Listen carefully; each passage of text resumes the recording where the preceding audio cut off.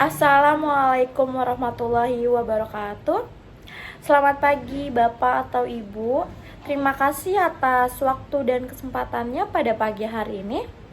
Perkenalkan, nama saya Dika Rara Sarli.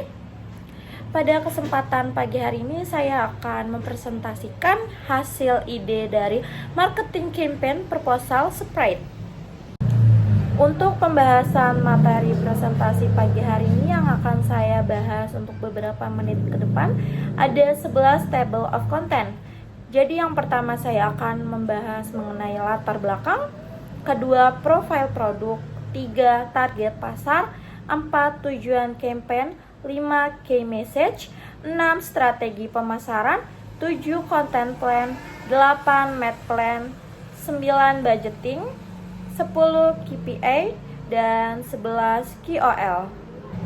Pada slide ini saya akan menjelaskan mengenai latar belakang dari minuman Sprite. Sprite merupakan salah satu merek minuman ringan berkarbonasi yang dimiliki oleh The Coca-Cola Company. Dalam beberapa tahun terakhir, preferensi konsumen terutama Gen Z dan milenial mulai bergeser ke arah produk yang lebih relevan dengan nilai-nilai pribadi seperti keaslian, keberanian berekspresi, serta kesadaran lingkungan. Oleh karena itu, diperlukan strategi komunikasi pemasaran yang mampu memperkuat citra Sprite sebagai minuman yang berani, segar, dan jujur. Berikutnya pada slide ini saya akan menjelaskan mengenai profil produk dari Sprite. Sprite adalah minuman ringan berkarbonasi rasa lemon lime tanpa kafein yang menawarkan kesegaran maksimal, dikemas dalam botol dan kaleng ramah lingkungan dengan logo berwarna hijau khas. Sprite hadir dalam beberapa varian ukuran dan kemasan. Contohnya ukuran botol ada 390 ml, ada juga 1 liter dan 1,5 liter. Lalu untuk kaleng ini ada ukuran 250 ml. Pada slide ini saya akan menjelaskan mengenai target pasar. Target utamanya pada remaja yaitu usia 15 sampai 24 tahun atau Gen Z di wilayah urban. Target sekunder, milenial usia 25 tahun sampai 34 tahun yang aktif di media sosial, peduli tren, dan mendukung brand dengan nilai sosial.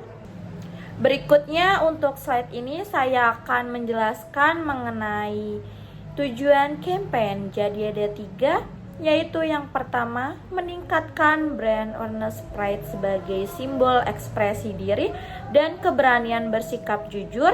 Kedua, menumbuhkan loyalitas konsumen melalui kampanye sosial bertema berani jujur, berani segar. Ketiga, mengedukasi pasar tentang kemasan daur ulang Sprite. Berikutnya pada slide ini saya akan menjelaskan mengenai key message. Berani jujur, berani segar. Sprite hadir untuk mereka yang tak takut menjadi diri sendiri. Key message ini menyasar kebutuhan emosional Gen Z untuk being real dan autentik. Melalui tagline nyatain segar tanpa drama. Pada slide ini saya akan menjelaskan mengenai 4 strategi pemasaran. Pertama, Integrated Marketing Communication atau IMC berbasis digital. Kedua, aktivasi kampanye sosial di sekolah dan kampus. Ketiga, kolaborasi dengan KOL dan brand lokal untuk merchandise edisi terbatas. 4. Pemanfaatan packaging interaktif atau QR code konten kampanye. Pada slide ini saya akan menjelaskan mengenai content plan. Jadi ada 3 konten, yaitu yang pertama, video testimonial influencer yang berani jujur. Kedua, user generated content atau UGC, yaitu tantangan menggunakan hashtag berani jujur challenge di TikTok dan Instagram. Ketiga, infografis tentang pentingnya jujur dan transparansi di kehidupan remaja. Untuk slide ini saya akan menjelaskan mengenai media plan. Jadi untuk media plannya kami menggunakan 4, yaitu yang pertama TikTok dan Instagram Ads. Targetingnya di usia 15 sampai 24 tahun. Kedua, billboard lead di kota besar, yaitu di kota Jakarta, Bandung, Surabaya. Ketiga, Spotify Ads atau 30 detik. Keempat, microsite interaktif sprite campaign.id.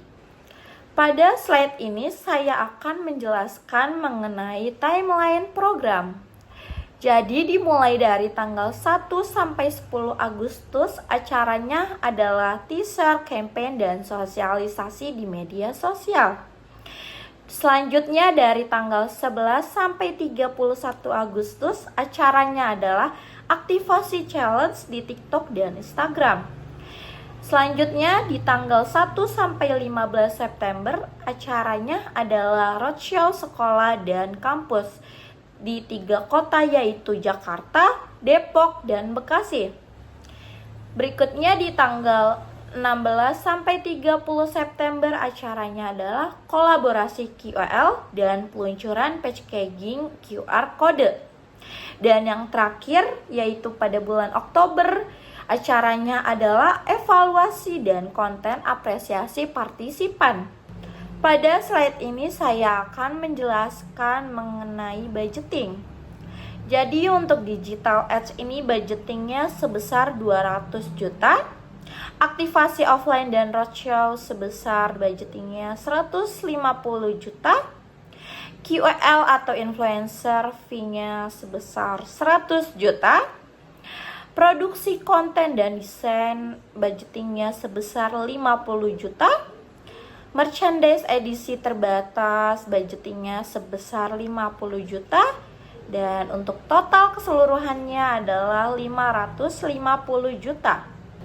Pada slide ini saya akan menjelaskan mengenai Key Performance Indicators atau KPI.